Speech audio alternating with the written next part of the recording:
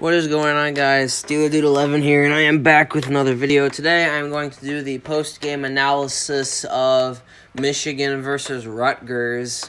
This was a much better game, a huge sigh of relief for Michigan fans. This is Michigan's first shutout victory since they beat Rutgers 78-0 back in 2016. This is the first time Michigan's broke 50 points since they played Nebraska last year. And I honestly think that this was a much better game than they have been playing their past 3 games. Maybe it's because with Gaddis now being on the field instead of him being in the booth. Now he can just be down there and give out the plays easier and stuff like that. So the defense stepped up, didn't allow a single point, which was pretty great. That really tickled my funny bone. Michigan had a great game, and let's go over the game leaders. All right, Michigan's leading passer was Shea Patterson, who went 17 for 23 for 276 yards, a touchdown and an interception. Rutgers' leading passer was Artur Sitkowski, who went 17 for 24 for 106 yards, and that's basically all he did. Michigan's leading rusher was Christian Turner, who had 11 carries for 48 yards and a touchdown. Rutgers' biggest rusher was Pacheco, who had 10 carries for only 23 yards. Michigan's leading receiver was Ronnie Bell, who had 6 receptions for 83 yards. And Rutgers' leading receiver was Blackshear, who had 7 receptions for 55 yards. The scoring summary, with 12:52 left of the first, Shea Patterson throws a 48-yard pass to Nico Collins, take a 7-0 lead. With 5:07 left of the first, Shea Patterson runs it 2 yards to make it 14-0. In the second quarter, with 7:33 left of the second, Shea Patterson runs it 4 yards to make it 21-0. With 15 seconds, Jake Moody kicks a 33-yard field goal to make it 24-0. With 14:05 left of the third, Christian Turner runs it 7 yards into the end zone to make it 31-0. With 2:35 left of the third, Shea Patterson runs it 1 yard to score, make it 38-0. In the fourth quarter, with 12:40 left of the fourth, Joe Milton runs it 1 yard into the end zone to make it 45-0. And then with 9:08 left of the fourth, Joe Milton throws a 22-yard pass to Giles Jackson to make the final score 52-0. So yeah, Rutgers didn't score at all. And which that's typical for Rutgers at this point. Let's look at the box score. Sitkowski was Rutgers' only leading passer. He was the only passer who threw at all. Other rushers for Rutgers, Adams had 7 carries for 21 yards. Blackshear had 6 carries for 11 yards. Jones had 1 carry for 4 yards. Sitkowski had 4 carries for negative 11 yards. Maybe that's all the times he got sacked. Rutgers receiving, I already said Blackshear had 55 receiving yards. Melton had 2 receptions for 20 yards. Woods had 3 receptions for 20 yards.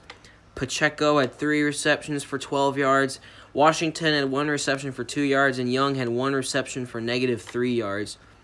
Rutgers did not fumble the ball, but a Rutgers defensive player, Hayes, had an interception. Let's go to Michigan. Joe Milton also threw the ball for Michigan. He went 3 for 4 for 59 yards and a touchdown. Other rushing for Michigan, Haskins had 9 carries for 45 yards. Charbonnet had 5 carries for 22 yards. Wilson had 4 carries for 13 yards. Van Sumeren had 3 carries for 5 yards. Patterson had 4 carries for 4 yards. Jackson had 1 carry for 2 yards. Milton and Capatina had 2 carries for 1 yard. Other receiving, Peoples-Jones had 4 receptions for 62 yards. Nico Collins had 2 receptions for 59 yards and a touchdown. Eubanks had 3 receptions for 43 yards. Black had 2 receptions for 30 yards. Schoonma, or who the heck is this guy? Schoonmaker had had 1 reception for 29 yards. Jackson, 1 reception for 23 yards. And Turner had 1 reception for 6 yards. No turnovers by Michigan. Finally, no turnovers, no fumbles. Interceptions wasn't really an issue before, but the fumbles were. They had 11 fumbles so far going into this game, and 7 of them were lost. But 0 fumbles this game, which that was very nice. Michigan only had 1 kick return because Rutgers never scored, and that was when Rutgers kicked the ball off to Michigan to start the game. That was the only time Michigan had a kick return. Michigan sure had a lot of opportunities for punt returns. Rutgers punted the ball 5 times, and Jake Moody made a field goal. Team stats. Michigan had 28 first downs. Rutgers had 10. Rutgers was 5 for 14 on third down conversions, while Michigan was 6 for 11. Rutgers was 0 for 2 on fourth down conversions. Michigan was 1 for 1.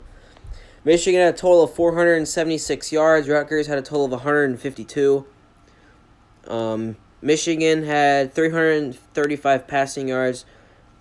Combined throwing went 20 for 27, 12.4 yards of throw, and 1 interception was thrown.